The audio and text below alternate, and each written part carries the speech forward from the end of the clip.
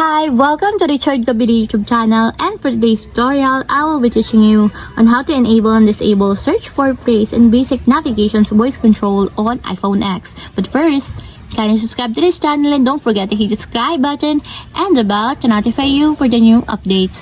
And let's start. Using your iPhone X from your home screen, first go to Settings. Then in the Settings, scroll down and find the Accessibility and then Top.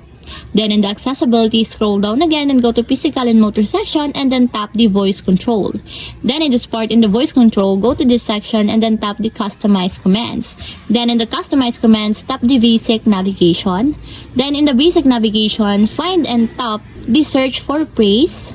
Then in the Search for Praise, as you can see that it is already enabled.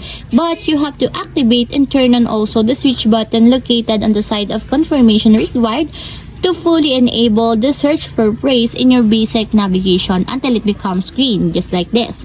And if you want to disable or turn off, just tap again the switch button. And that's it, we have successfully enabled and disabled search for praise in basic navigation's voice control on iPhone X. If you have a question, can you comment down below, and don't forget to hit the subscribe button and the bell to notify you for the new updates. And thank you for watching!